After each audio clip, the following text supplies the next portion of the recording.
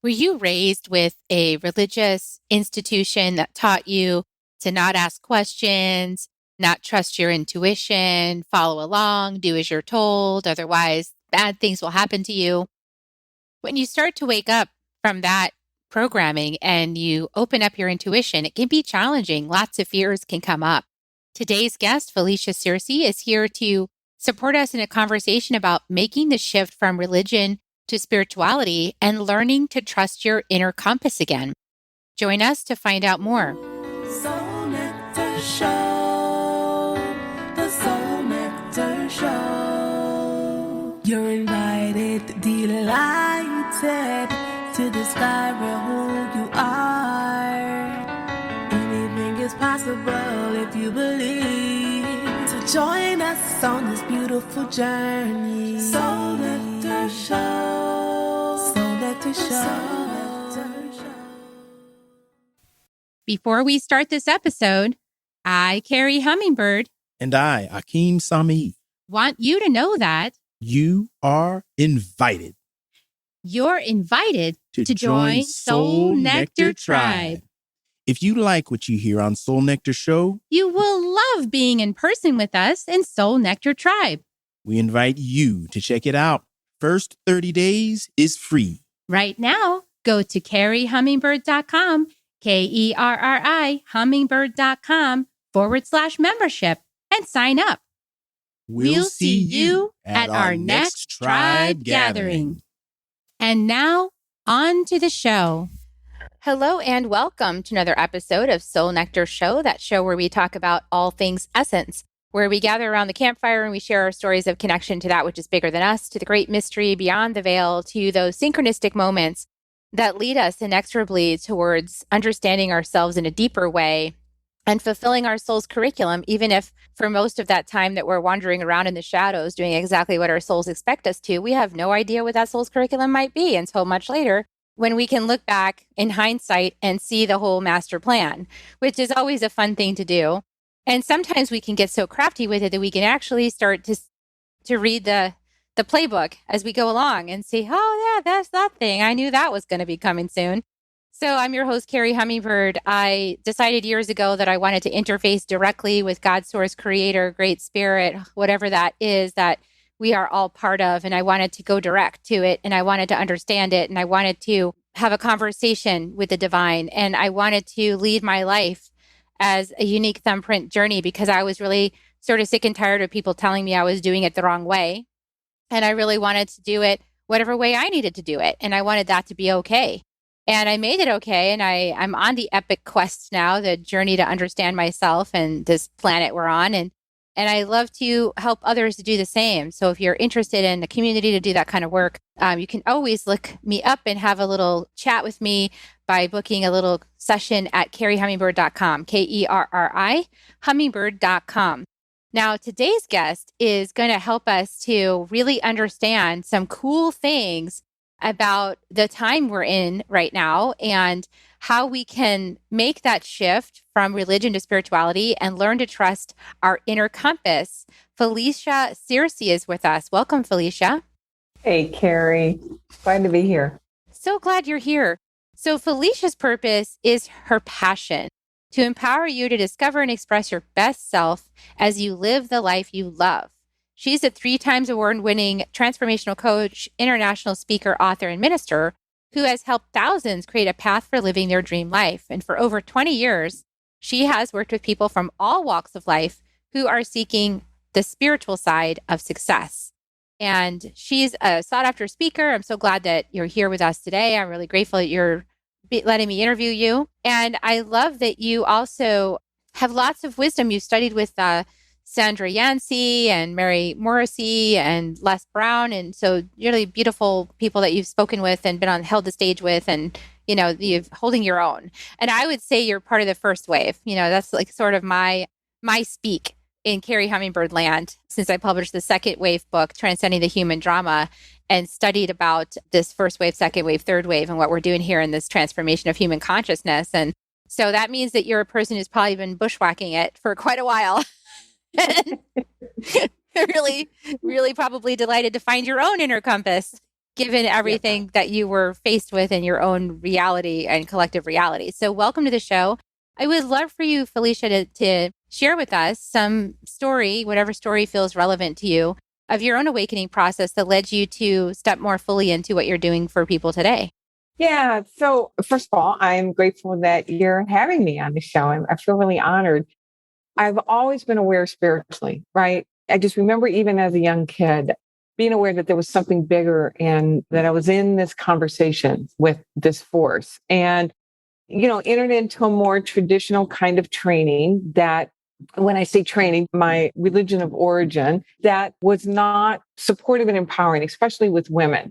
And I got messages to not ask for too much or to, that I couldn't go direct, right? That there was an intermediate and that it was actually sinful. I'll never forget. I was in a religion class. I was in third grade and, the religion instructor was was at the front of the room and had two coins in his hand. One of them was a nickel and the other one was a quarter. And he said, the nickel, God is giving you the nickel and the devil is giving you the quarter. Which one are you going to go for? Now I'm 8, right? And so I'm in the back and I'm raising my hand, hoping he'd call on me because I was hoping he'd, give you the coin. And he didn't call on me, he called on Marianne Flood out because this was so just embedded. And she goes up to the front of the room and she goes straight for the nickel. Well, I wanted to curl up and hope that the earth literally swallowed me because I was going for the quarter, which meant I was going to hell, right? And I remember he literally patted her on top of the head and said, good girl. And it just, those kind of messages got so woven into me that there was a power and that this power was here for me to please in order to earn and hopefully gain approval and get something at some point, but it was never going to be good enough. And I can remember that there reached a point where I was literally flying below the radar, hoping that this God would not notice me because there was nothing I was ever going to do that was going to be good enough. It's like I had this black spot on my soul. And no matter how hard I scrubbed it, it wasn't going to go away. And I couldn't figure out what I did so horrendous that put this spot on my soul in the first place. And I really got into a state of despair. I felt so disconnected, so alone, so evicted. I was evicted from the company of this power. And I remember where I got to a point where I wondered if I was even supposed to be alive. And thank God, literally and figuratively, the tradition I grew up in, suicide was a sin. And you would have been buried on the outside of the cemetery. And I, for whatever the reason, that kept me. I didn't want to be buried on the outside of the cemetery. So I was at this point in my life. And I mean, all of us have been there, right? Where we've had a religious upbringing that wasn't the empowering upbringing that would serve us from our best selves for us, right? It's all personal interpretation. That I reached such a place of despair that I knew I wasn't going to do something for me to take myself off the planet. I became open, right? And I remember exactly where I was, which like, you got to help me here because I know there's got to be something different. This can't be what you meant. And, the old cliche, when the student is ready, the teacher will appear. And, I've shifted that around as well, is that when the teacher is ready, the student will appear, right? I literally stumbled upon a path where I discovered a whole new dimension. It's like I stepped into a technicolor world of what is it to truly be in deep relationship, a sense of communion and companionship with this life force energy that wove us into existence. And I'm very grateful. I was very young. I was 22. I'm 61 now. So, 39 years ago, I dedicated myself to deep study, to unlocking the secrets and the mysteries and the power, and more than anything, to deepen my relationship with this divine essence and my life, how I held myself, what I believed about life, my sense of worthiness, my ability to tap into something so profound, fundamentally transformed my life that I knew I had to dedicate my life to helping other people do this as well. And so, in fact, as a minister, I went to a area where religion was very deeply embedded and literally pioneered a new thought church where we taught these principles in an area where people felt really abandoned by religion, but they didn't want to abandon spirituality. And so we were able to provide an alternative for people to discover a path for them, not for everybody. And religion has worked for a lot of people, right? It just didn't work for me in the format that I was interpreting it. So I'm very grateful to have been able to and still provide that support for people to not have to throw it all out, but to find a path that truly enlivens them as they discover who they are and what they're connected to.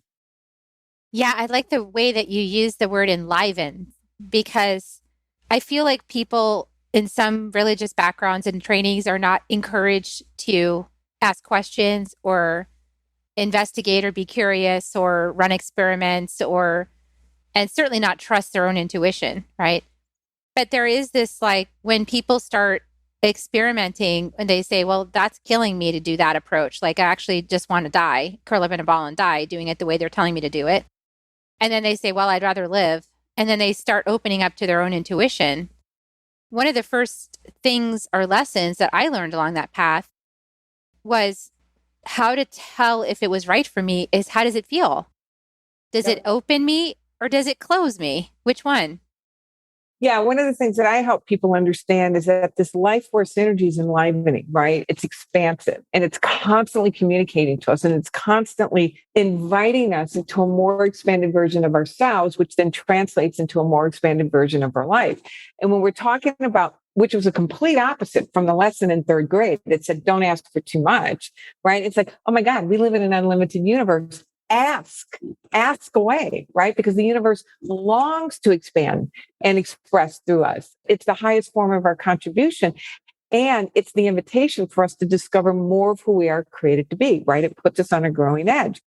And so when we can learn to literally recognize the physiological response of contraction or expansion, because it all happens right here, right? That this is the intersection between the visible and the invisible world. And when we can tap in and notice, right? Notice what we're noticing. Do I feel expanded in the presence of that energy? It's like, okay, that is love. That is life force energy inviting me to step into this next realm or iteration. Yes. And it's kind of funny to me how it's the upside down world to believe the other way. It's actually the opposite. It's like saying that God wants you to be small and quiet and don't enjoy your life. Like, just be as small as you can be and don't ask questions and don't explore this great planet. That's the opposite of the truth.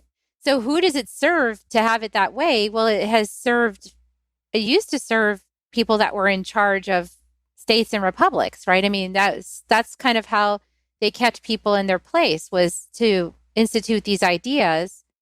But now that we've evolved, hopefully, past those kinds of needs for that kind of governmental control or religion control, we can maybe expand into another way of being in relationship with that which is bigger than us. God, source, creator, great spirit, the Holy Spirit, whatever words people want to use to describe that which is bigger than us. Hopefully we can now be sovereign and realize the infinite potential we can co-create by being part of this larger dance that's happening.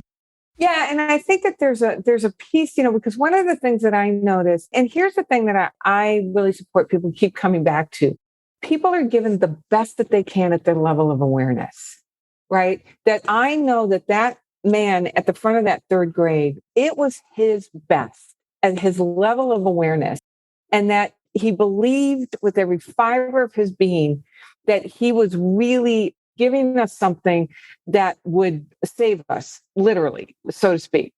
And so for me, I had to really walk through the process of letting go and forgiving and realize that, yes, like there's a larger organization, and to stay focused for me on where am I being led, right? What am I being asked? And one of the things that I noticed, especially when I was ministering at the church where I was in Tennessee, is that sometimes to walk away from religion, it's not just a church that you're walking away from, or a religion that you're walking away from, or that you're exploring something else. But for many people, You're walking away from a culture. You're walking away from a family. You're walking away from a sense of belonging. Let me say that it is no lightweight thing to do that. And my sense is that your listeners, Carrie, have probably gone beyond that, most of them, but there still may be some of that lingering, look at what I had to give up. Or, and this is one that I'm sure that you encounter a lot, they're still hiding a piece of themselves. There's still a piece of that they're protective, that if you really knew what I believed, right? And if you really knew who I was, you may not want me around anymore. And there's that sense of just being exiled, right? And so what I support, it's the deepening of understanding that number one, we're never alone. And I don't mean that fluffy. That's not just a warm and fuzzy kind of new agey, oh, we're one with the one kind of thing. I mean, we are, right? But there's a spiritual maturity that happens when you really come home to that and you anchor in that. And you realize that when you become aware of that to the degree that you're willing to be who you are, and not that you have to broadcast it, but you're not hiding it anymore either, that you are actually contributing to the rising of the vibration of the planet. You are actually doing a service.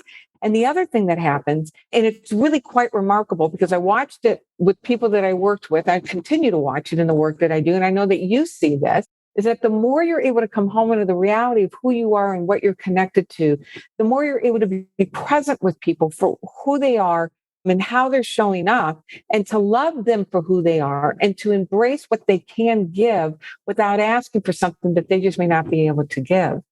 I don't know where that came from. Oh, no, that was right on. I mean, there's a lot of people that are following me because I'm way out there. I was very fortunate to not have any programming. My mom just intentionally gave me zero programs around it because of her own upbringing with my grandmother, who is Southern Baptist, and they went to church like 5 days a week.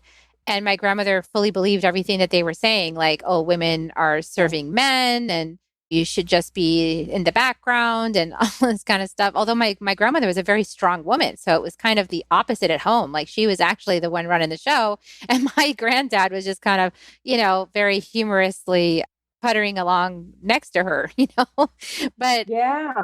what I find interesting is the closet, the closet spirituality and hoping that people don't find out or something like that. And I never had to really, I guess I'm just outrageous enough that I just was like, well, I'm just going to share what I'm learning and I'm going to start this podcast and I'm going to interview people and I'm just going to have conversations and I'm going to be as out there as I feel like it. And I really don't care what anybody thinks about it because I don't need a job, like a specific job from somebody to hire me. So I'm not worried about corporate consequences. I'm an entrepreneur. I work for myself. And I'm a manifestor by design, so I get to just chart my own course. So I have a lot of things going for me that make me easy to just kind of get out there and have my brand and say what I feel like saying and interview people I feel like interviewing. And I know that that's not the case for everybody because I have clients who work for corporations and they've got to be careful what they post on social media and they've got to be careful what they say and they kind of have to hide things. And I've had several clients come to me who had like Jehovah's Witness, sort of upbringing, and they got ostracized from their families for choices that they made as teenagers. And I thought, really? As a teenager, you made this decision, which every teenager is susceptible to. And now you were outcast from your family and no one would speak to you. So I look at these things now as tests of sovereignty. It's like, this is that person's test of standing in their sovereignty and being powerful in their knowing of the divine that is speaking to them every single moment inside their vessel, and through their heart and through their body. So that can even be a test of the divine. So I don't think it's out of place or wrong to have these kinds of tests and challenges. I can definitely see it that way. I'm not a big one in terms of tests. I think everything, and I know that this is right in alignment with the work that you do, Carrie, that every single one of us comes with our own unique divine purpose, right? And that we're put in the exact environment in order for us to discover that purpose, overcome, right? Whatever it is that we have to overcome. So now we can, it's the quintessential hero's journey, right? So when you think about being in a setting where you have to be mindful or careful out of fear of what people might think or say, it's an awareness. So the thing that happened for me, because when I became a minister, my religious background didn't have minister women, clergy. They were not. I couldn't even go back behind the altar as a kid, that it was only for the leader and for boys. You know, you could be, I think they've changed this. Like you could be up on the altar. I think girls can now be, you know, quote, an altar girl. But I remember conversations with my dad. And when I was going through my ordination process, and it was a 12-year ordination process, it wasn't just getting a certificate online, but, you know, I became licensed and ordained in a New Thought, universal thinking church and started a church. And my dad, he got so angry at me, where the conversation was off limits. The conversation was off limits. And when I started my church in Tennessee, I used to get calls and get death threats because I was in a very small town in a very, very conservative area. And this was not what was being traditionally taught. And what I became aware of, so here's the test piece, right? But more of an opportunity for me to come home even more deeply into it in order to strengthen my capacity to be present for people who were struggling with the same thing and to help them see there is an alternative. And you can do this in a way of love, that you don't have to do it where that's it, I don't want anything else to do with these people kind of thing. But it's not like you're 100% sucked into it or you're completely out of it. But there's a third way. There's a transcended way. And as I look back over my whole journey, it's like, all right, every step along the way, I was building a muscle of how to stay present in the truth and then how to serve in a way to help others stay present in the truth in the face of a world that may or may not understand or agree. I almost didn't get hired for a job in Tennessee because somebody saw something that I didn't believe in conventional religion or conventional Christianity. And, you know, it was illegal to even consider it, you know, because it was the public school system.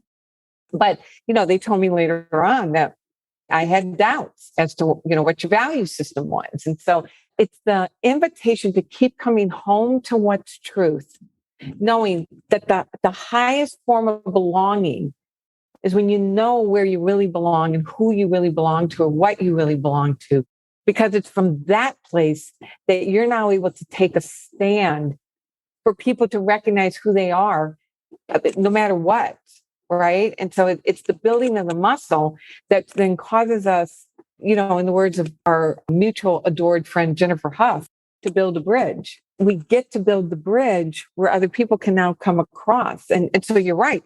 It was bushwhacking. I mean, literally, you know, like breaking ground in a community where I had to describe who, you know, I had to explain to people who Wayne Dyer was. Like everybody knows who Wayne Dyer is, right? But to hold the space in love,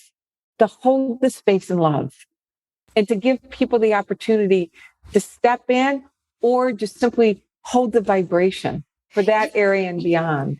Yeah. And it's also understanding what I think helps with this is understanding the journey. So you have walked out of that kind of thinking and found yourself in a more open space. And so you took the journey yourself, which makes you a great advocate for others who are now facing that journey. And understanding things that we understand from this side of the bridge, like we understand about the nervous system. We understand about what happens when people's nervous systems are imbalanced. We understand what happens when people are operating from reptilian brain and limbic brain instead of the frontal cortex. We understand from an embodied standpoint too, because we've experienced what happened when we made decisions in reaction and out of fear or scarcity or lack, versus when we made decisions from our frontal cortex and from that, you know, that divine access, that conduit of light that is available to every single person. So when you know the difference, when you've been on both sides of the bridge, you're somebody that's able to speak the language because you've already walked that journey. You know how to talk to people who are in the middle of that journey. And that's why I believe that the second wave and the first wave has had so much diversity in our people. we've walked all walks of life because our voices matter. And that's what I want to encourage anybody who's listening, getting back to that point around being in the closet, is like, how do you know that your path that you're walking, when walked with total courage and trust, that your voice is not the thing that somebody else needs, another person or another dozen or another 100 or another 1,000? How do you know that your voice is not the one that they need to hear? Because when they hear you speak it, they get it. When they hear me or Felicia speak it, that doesn't land. But your journey like resonates for that person. That's it, Carrie, right? And just the very fact that you're on the journey is the evidence that you're on the journey to then serve with your experience, right? We don't live in a vacuum, right? So everything that we choose on some level, right?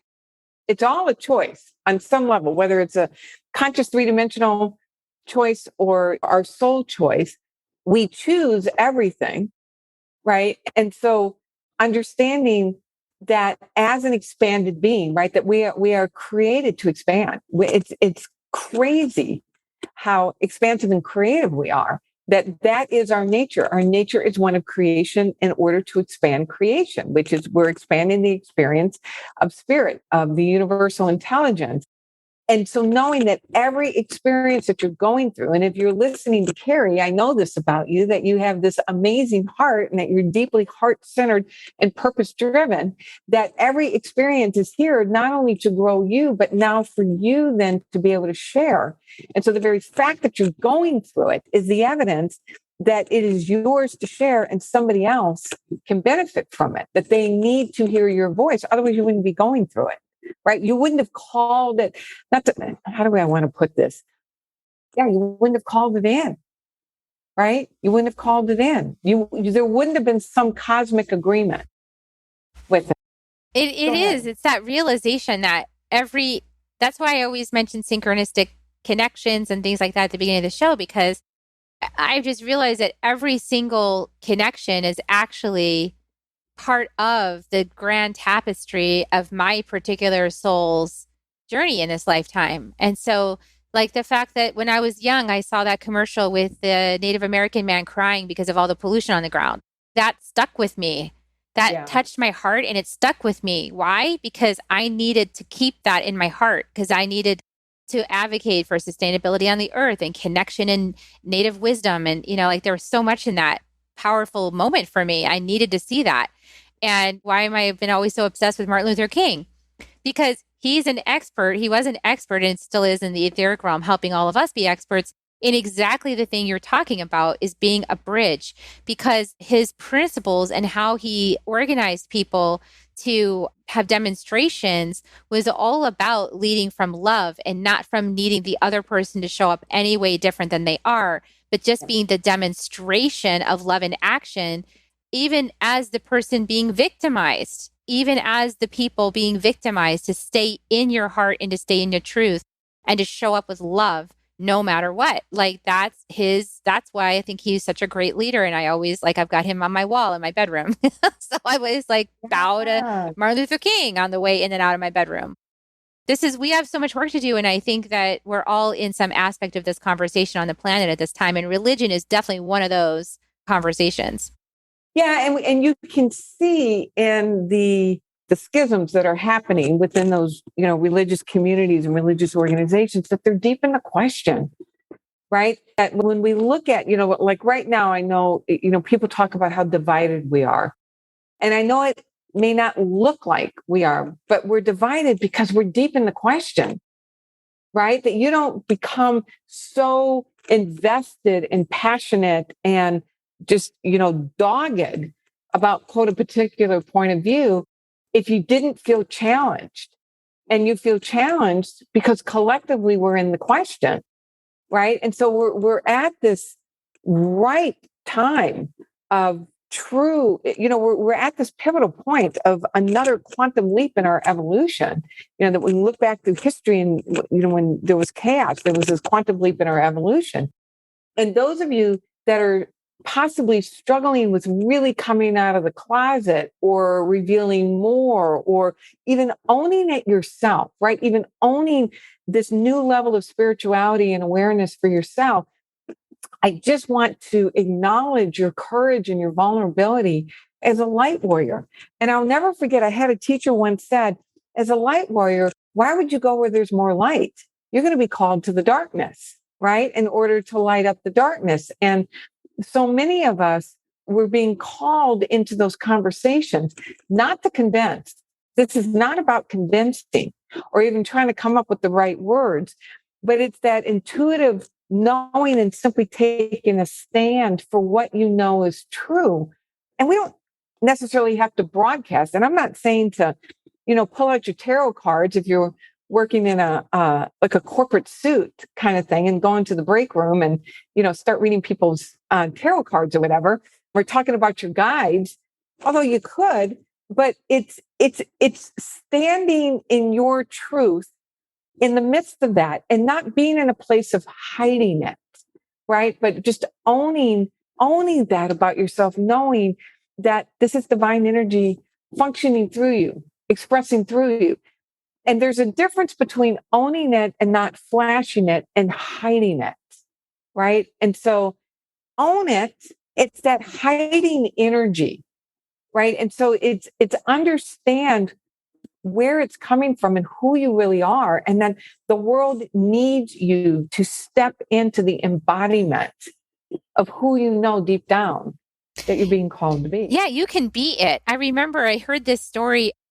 My teacher, Alberto Villaldo, from my school, the Four Winds Light Body School, he often shared this story about being called into board meetings, like big board meetings where there's like some merger or something happening, some big corporate thing happening, and people that knew who he was would invite him to come and just be in the room, and he would have his mesa with him, but not with the whole bag and everything. He would put his mesa inside a briefcase, and he would just walk in like with a suit on and look like all the rest of them and just sit quietly. But meanwhile, his presence and his access to the divine is influencing everything that's happening in the room, especially when he's calling in sacred space and he's calling in the highest good of all people. And he's looking at each person and seeing them in their highest and best good as a divine being of choice. And he's seeing them all this way. The whole proceedings go very differently like that than they do if, people are sort of in their egoic minds and there's no spirit in the space, there's no spirit in the space. It's going to go pretty awry, which is kind of why, like, it's great people have religion in churches, but it's not just meant for Sundays. And this is a point I think gets lost on a lot of people I noticed throughout my life. It seemed like it was just something I go to do on Sundays to kind of absolve myself of whatever mistakes I made during the week and then just get on with it. And it's like, but you didn't change this week from last week. Like, I didn't see your behavior change. Like, you said all that, but then you didn't change it next week. So how is that serving you? I was outside the system. So I was always that annoying person questioning everything, from outside the system and not understanding because it doesn't compute because I haven't been given that training. So I was like, I don't know why you would do that. But I see that it's like we're just served to bring it in every moment, which is why, like, when people call spirituality, like when they say it's mindfulness, it's like, that's a nice light word to use. I feel like spirituality is much more than mindfulness, but to me, I like that because that implies all the time. Mindfulness is an element to spirituality, right? And I think that people want to do different. They're really well intended, right? That they want to do different. I think oftentimes the instruction that may be given in a religious setting, not all religious settings, there are some amazing churches out there and amazing spiritual leaders in conventional settings that are doing some breathtaking work. And there's some basic teachings that make it difficult to apply it consistently, right? And I don't care what it is, because I watch people come into spirituality, like the magic of it, so to speak, right? And it's cool. I can see auras. And so now it's like this Enlightenment Olympics kind of thing. Nothing's changing. It could be the new distraction. Right? It's just like a new level of distraction. Exactly. Instead of enriching yourself through it. Mm-hmm. Yeah. And to what you were speaking to early, it's fundamentally transform you at depth where you're showing up differently, that you are literally interacting with your world in a way that profoundly impacts the people around you. So whether it's traditional religion or new age kind of things, people can dabble and misuse it and think that they're changing and doing good, but it requires, and again, Carrie, you know this, it requires a level of deep discipline and a constant self-reflection. It's a constant evaluating, not from a critical perspective, but from a evolutionary perspective. Am I showing up more in alignment with who conceptually I know myself to be? And is what I'm doing in the way of my being really making a difference in the lives of the people around me? That's a deep level of commitment and continued spiritual maturity that, I don't have it all the time. No, I'm human. I got my human. Myself. We're all human and spirit, right? So we're in this and I love it because we get this opportunity to be both at the same time, right? So we get this opportunity to be our human and to also be our divinity and to be both at the same time, our own little bridge inside of us between both realms. And we get to put arms around the whole thing. And I like that you're saying, am I showing up in my life the way I would, my ideals, how I want to be? And if the answer is, well, not quite yet, well, then you're just in the process of doing it. You're somewhere along the process, and it's not a judgment. It's just I'm in the process of learning, I'm in the process of learning how to be diplomatic and create peace. Yeah, it's an observation, right? That one of the things that I help people understand is that, you're a creative, expansive being, that we are wired to dream. We are wired to have visions of beyond where we are. And we're continually being given a bigger, bolder vision because it is the way that life, the universal intelligence, wakes us up to more of our magnificence, right? And so you have a vision, and the vision then informs who you need to become. And then so now you're gauging, right? So now it's an evaluation. Did I show up today in a way that is congruent with what the universe is asking me to discover about myself in order to be a match for this next dream iteration? And so I have my clients go through a process when they get ready to fall into the arms of spirit at night. And part of it is there an area of my side of the street that I need to clean up? Is there something I need to release? Do I need to forgive? And is there somewhere where I need to ask forgiveness? And that is embedded in all spiritual traditions. And it's embedded in many of the churches that are functioning today. So I say that because there were teachings that are not congruent with what we know to be true. And, one of the things I'm really grateful for is that I've been able to glean the amazingness of how I was raised in the tradition, because there were some really rich things that were given to me as a result. And in order to be fully present where I am, there's a forgiveness process and there's a claiming of the good, that it wasn't all horrendous. We learned from it. Background, and we learned from it, and we were given. I was given in my tradition. I learned how to have a high degree of reverence for contemplation and quiet and prayer and meditation. They didn't call it that, but that there were those moments of quiet. And, I come from a tradition of mystics, and I honor that. Yeah, that contemplation time is where we all need to be going in order to make better decisions for the planet and for ourselves. And this kind of being on the rat wheel and running as fast as we can and just hoping it all works out, we've realized since the pandemic is not really serving us, and that the planet actually needs a breather. It was so amazing to see the planet come back to life after all of us stopped driving and flying and doing all the things we normally do. She kind of went, oh, thank goodness my children have taken a rest. I can rejuvenate myself. Yeah. And to listen to that and trust it, when we're talking about moving from religion to spirituality, realizing that there's so much of that present in some religions.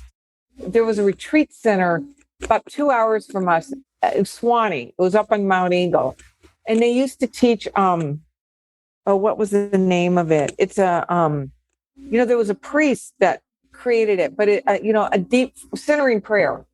It's called centering prayer. And so it's really important for me, in order to truly acknowledge all my spirituality and to be fully present in who I'm being asked to be, to acknowledge the real gifts that are coming out of some of the traditional religion, and that there is a movement. There is a movement within the container of it for a deeper, richer relationship. It goes back to what we were talking about before, that people are in the question. They're in the question about how can we show up as a community that truly is inclusive, which is why there are religions that are splitting, because they're in the question, right? And so we can look at it as division, or look at it, people are engaged in this conversation. It's messy.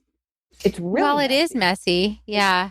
My older son had just a tiny little dabbling with it, a fundamentalist version, and found out that in that fundamentalist version, like, I'm going straight to hell because I just I'm in touch with the earth as my spirituality.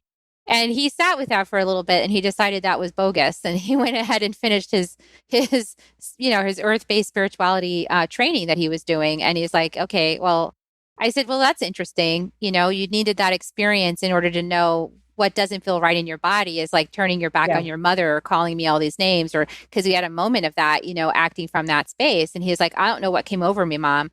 And I said, well, you were opening yourself to something that wasn't true for you, and you got to experience what that feels like. And it doesn't feel good to hurt your family. It doesn't feel good to do that. That's not who you are. I raised you to be a heart open person, and you're connected to yourself. So congratulations, you passed a big test. Like, you learned what's not true for me and what it feels like when I'm doing something that's not true. Yeah. And to stay, for your listeners and for all of us to stay open to those signals, right? Where am I shutting my heart down? Where am I protecting myself? Where am I withdrawing? Where am I judging? Right? That's on either side. Where am I judging? Where am I making something wrong? And the more we're able to come home into ourselves and know the reality of who we are is these breathtaking beings woven from the very substance of love itself, right? The more we're truly able to stand for and with people, regardless of how they're showing up. Not that we become the victims, but that it's, as we've been talking, less hiding, not broadcasting, but, the example of your teacher, realizing just your presence changes the energy in the room. Your presence and how you're viewing everybody in the space, and how you're holding it as the one connected to the divine, consciously connected. And we're all connected at all times. We just don't know it, right? So there's that whole conversation we could totally go off on. But yeah, being present to your connection and your presence in the now, and being in the space, makes a huge difference for everybody else in the space who has varying degrees of access to that awareness. So I know that you done so much work, and I wonder if you have a dream activation code which helps people accelerate results to live a richer, more fulfilling life. Is there any place people can get started to just find out more about you? I'm not sure that you have a podcast. So what else is there that people could so a couple of places? Of course, my website, FeliciaSearcy.com, because one of the things I help, as I shared earlier, help people understand is that we are these expanded beings, and that when you really pay attention to the conversation that love is having with you, it's in the form of your dream, that your dream is the universe's love letter to you, right?